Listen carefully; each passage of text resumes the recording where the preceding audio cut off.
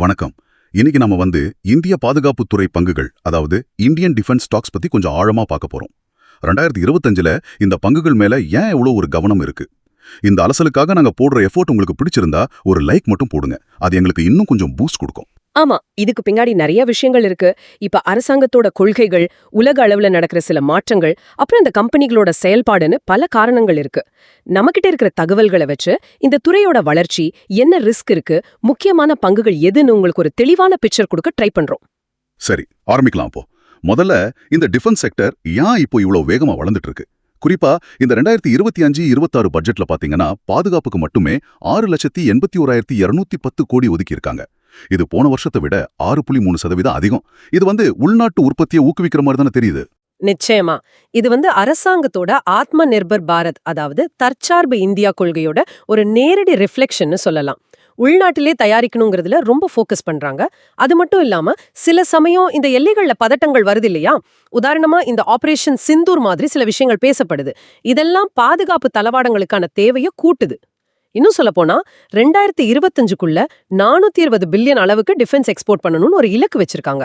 இது FY24ல 21,083 கோடியா இருந்தது. ஒரே வருஷத்துல 32.5% வளர்ச்சி. ஓஹோ, அப்போ கம்பெனிகளோட ஆர்டர் புக்ஸ், அதாவது அவங்க கைவசம் இருக்கிற ஆர்டர்கள் ரொம்ப ஸ்ட்ராங்கா இருக்குன்னு சொல்றாங்களே. ஹிந்துஸ்தான் ஏரோநாட்டிக்ஸ் லிமிடெட் HAL கிட்ட 1,30,000 கோடி, Mazagon dock ship builders MDL கிட்ட 36,839 கோடி.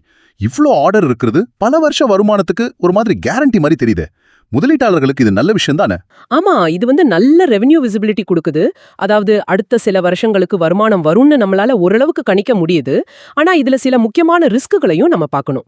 ஒன்னு, இந்த கம்பெனிகள் பெரும்பாலும் அரசாங்க ஒப்பந்தங்களையே நம்பி இருக்கு. நாளைக்கு கவர்மெண்ட் பாலிசி மாறினா பாதிப்பு வரலாம். சரி. ரெண்டாவது, இந்த டிஃபென்ஸ் ப்ராஜெக்டுகள் எல்லாம் ரொம்ப லாங் டர்ம், சில சமயம் தாமதங்களாகலாம். மூணாவது, உலக அரசியல் நிலைமை மாறினா அதுவும் பாதிக்கும். அப்புறம் ரொம்ப முக்கியமா கவனிக்க வேண்டியது சில பங்குகளோட வேல்யூவேஷன், அதாவது மதிப்பீடு, அது இப்ப ரொம்ப அதிகமா இருக்கு. வேல்யூவேஷன் அதிகமா இருக்குன்னா கொஞ்சம் புரியற மாதிரி சொல்லுங்களேன். அதனால என்ன ரிஸ்க்? வேல்யூவேஷன் அதிகம்னா சிம்பிளா சொல்லணும்னா அந்த பங்கோட விலை அதோட உண்மையான மதிப்பு அல்லது வருமானத்தை விட ரொம்ப அதிகமா இருக்குன்னு அர்த்தம். குறிப்பா PE ரேஷியோ, அதாவது பிரைஸ் டு ஏர்னிங்ஸ் ரேஷியோ, அது ரொம்ப அதிகமா இருந்தா மார்க்கெட் அந்த கம்பெனி எதிர்காலத்துல பெரிய அளவுல வளரும்னு ரொம்ப அதிகமா எக்ஸ்பெக்ட் பண்ணி விலையை ஏத்திருச்சுன்னு அர்த்தம். ஒருவேளை அந்த எக்ஸ்பெக்டேஷனை கம்பெனி மீட் பண்ணலன்னா பங்கு விலை வேகமா சரியா வாய்ப்பு இருக்கு. இதுதான் ரிஸ்க். புரிஞ்சது. சரி, அப்போ சில முக்கிய கம்பெனிகளை பத்தி பார்க்கலாம். ஹிந்துஸ்தான் ஏரோநாட்டிக்ஸ் லிமிடெட் HAL, இது ஒரு பெரிய PSU இல்லையா? விமானம், ஹெலிகாப்டர் தயாரிக்கிறாங்க. கடந்த 5 வருஷத்துல 17 மடங்கு ரிட்டர்ன் கொடுத்துருக்குன்னு சொல்றாங்க. ஆனா நீங்க சொன்ன மாதிரி வேல்யூவேஷன். ஆமா, ஹேலோட ஃபைனான்ஷியல் ஹெல்த் நல்லா இருக்கு, ஆர்டர் புக் வலுவா இருக்கு. ஆனா P ரேஷியோ இப்போ 35 மடங்கு கிட்ட இருக்கு. இது அவங்களோட 10 வருஷ ஆவரேஜ் பாத்தீங்கன்னா 14 மடங்கு தான். அதை விட இது ரொம்ப அதிகம். இது என்ன காட்டுதுன்னா மார்க்கெட் ஹேல் கிட்ட இருந்து ரொம்ப பெரிய growth எதிர்பார்க்குது. புதுசா பெரிய ஆர்டர்கள் வராமலோ இல்ல எதிர்பார்த்த ப்ராஃபிட் வரலனாலும் விலை சரிய வாய்ப்பு இருக்கு. அடுத்தது பாரத் எலக்ட்ரானிக்ஸ் லிமிடெட் BEL. இவங்களும் PSU தான். ரேடார், எலக்ட்ரானிக் வார்ஃபேர் சிஸ்டம்ஸ் இதுல எல்லாம் இருக்காங்க. இவங்களோட லாபம் கூட FY24ல 30% வளர்ந்திருக்குன்னு சொல்றாங்க. இங்க வேல்யூவேஷன் எப்படி இருக்கு? BELம் நல்ல கம்பெனி தான், லாபம் நல்லா வளர்ந்திருக்கு, அதுல சந்தேகமே இல்ல. ஆனா வேல்யூவேஷன் இங்கேயும் ரொம்ப அதிகம். P ரேஷியோ பாத்தீங்கன்னா 45 மடங்கு இருக்கு. அவங்களோட 10 வருஷ ஆவரேஜ் 24 மடங்கு தான். இது கிட்டத்தட்ட டபுள். இங்கேயும் அதே ரிஸ்க் தான். எக்ஸ்பெக்டேஷன்ஸ் ரொம்ப அதிகம். சரி சரி.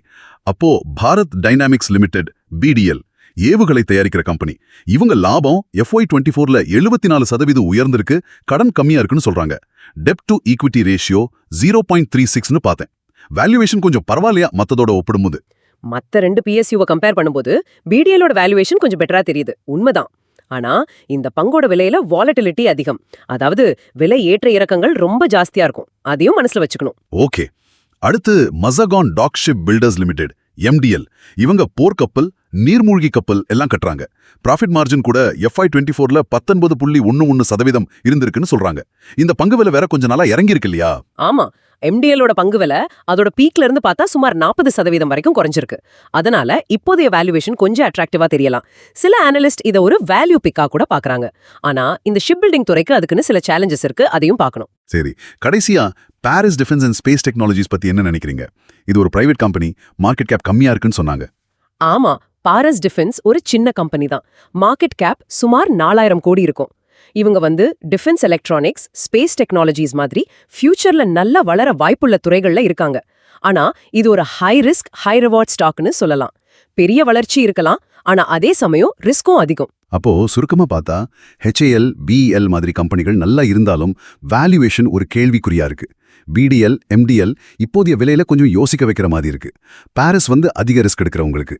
நீங்க சொல்றத பார்த்தா முதலீட்டாளர்கள் பல்வகைப்படுத்துதல், அதாவது டைவர்சிஃபிகேஷன் பண்றது ரொம்ப முக்கியம் போல. நிச்சயமா நிச்சயமா. எல்லா முட்டையும் ஒரே கோடையில போடக்கூடாதுன்னு சொல்ற மாதிரி தான் பணத்தை பிரிச்சு போடுறது எப்பவுமே ரிஸ்க குறைக்க உதவும்.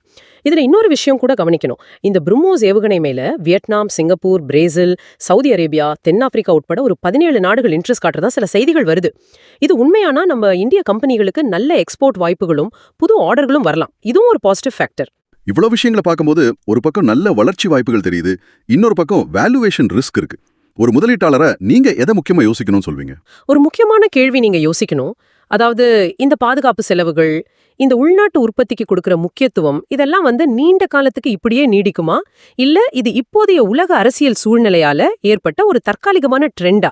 நாளைக்கு வேர்ல்டு பாலிடிக்ஸ் மாறும்போது இந்த துறையோட முக்கியத்துவம் எப்படி மாறும்? இதையும் நீங்க யோசிச்சு பாருங்க. இந்த அலசல் உங்களுக்கு பயனுள்ளதா இருந்திருக்கும்னு நம்புறோம். இதை பத்தி நீங்க என்ன நினைக்கிறீங்க? உங்க கருத்துக்களை கீழே கமெண்ட்ல சொல்லுங்க. எங்களோட இணைந்ததற்கு ரொம்ப நன்றி. அடுத்த டாபிக்ல சந்திக்கலாம்.